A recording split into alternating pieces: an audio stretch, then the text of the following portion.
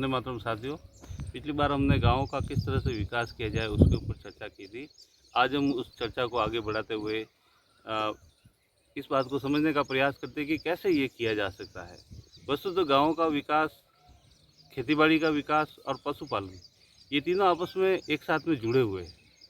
और आज के दौर में जब हम बहुत सारे ऐसी फेक इंडस्ट्री चला रहे हैं, फेक इंडस्ट्रीज़ का तात्पर्य वो व्यवसाय या वो उद्योग जो सीधी तरीके से खेती से जुड़े हुए नहीं हैं, या जो सर्विस सेक्टर है वो, क्या हम उनको गाँव की तरफ मोड़ सकते हैं?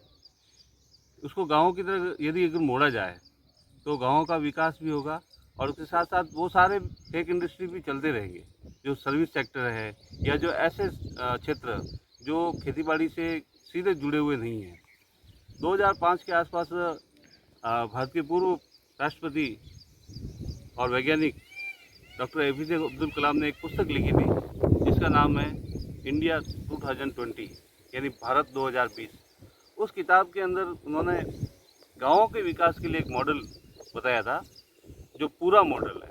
पूरा मॉडल का तात्पर्य है providing urban amenities in rural areas, यानी कि गाँवों के जो क्षेत्र है, ग्रामीण क्षेत्र है, उसके अंदर हमें ऐसी सुविधाएं उपलब्ध कराई जाए जो शहरी क्षेत्र में है। ये कैसे हो सकता है?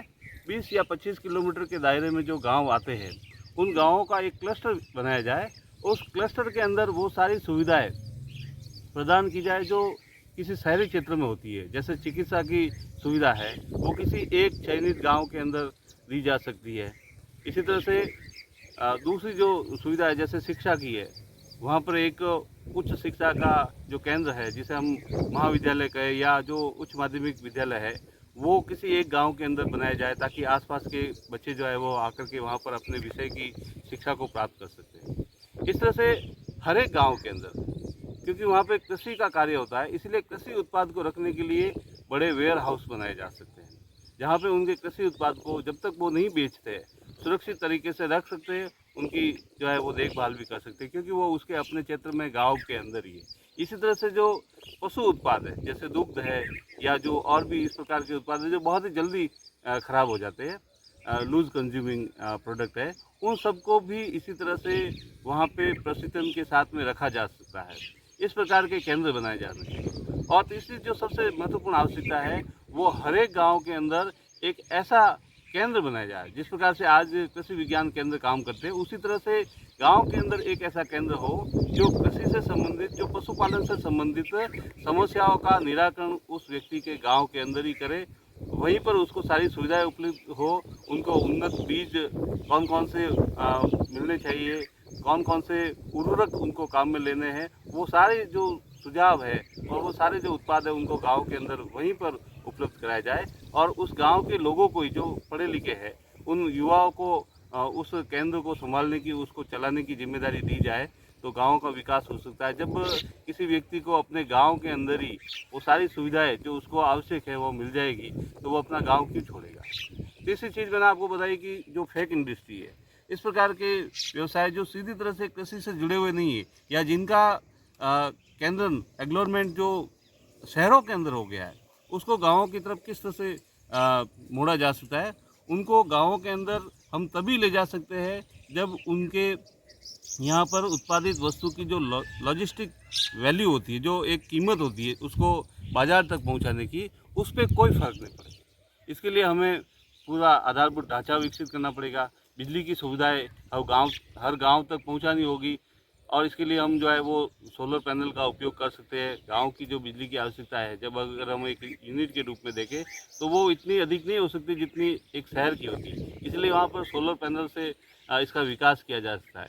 गाँव के अंदर सड़कें अमूमन आज जो है वो 1000 से अधिक जनसंख्या वाले सभी गाँव तक सड़कें पहुँच चुकी है। और भी जो इस प्रकार के जो गांव है जो दुर्गम क्षेत्रों के अंदर है, उसमें भी जो 500 तक की जनसंख्या, वहां तक सड़कें पहुंच चुकी है। तो इस प्रकार से हम उसकी लॉजिस्टिक जो कॉस्ट है वो एक सड़कों का पूरा अच्छा ढांचा बना करके जो हर मौसम में काम करे, इस तरह से हम उसको कम कर सकते हैं। अब तीसरी चीज़ जो महत्वपूर्ण है, वो आपको पता है कि जब हमारे देश में 1965-64 के आसपास जब अमेरिका ने हमें गेहूँ देने से मना कर दिया था, उस समय देश में हरित क्रांति हुई थी। और वो हरित क्रांति हमारी उस आवश्यकता को इतना अधिक पूरी कर दिया कि आज हम गेहूं के मामले में आत्मनिर्भर है। हमारी आवश्यकता जो है वो अपने देश के खाद्यान्नों से ही पूरी हो रही है। इस तरह से एक अब और हरित क्रांति की आवश्यकता है। पहली जो हरित क्रांति थी, क्योंकि उसमें कृषि उत्पादों को बहुत ज़्यादा बढ़ावा देना था, इसीलिए हमने रासायनिक उर्वरकों का अधिक उपयोग किया और आज भी हम उसका उपयोग कर रहे हैं। अब समय आ गया है कि हम इस चीज़ को समझें कि अब हमें रासायनिक उर्वरक के ऊपर और उन रासायनिक कीटनाशकों के ऊपर हमें अपनी आत्मनिर्भरता जो है वो कम करनी होगी।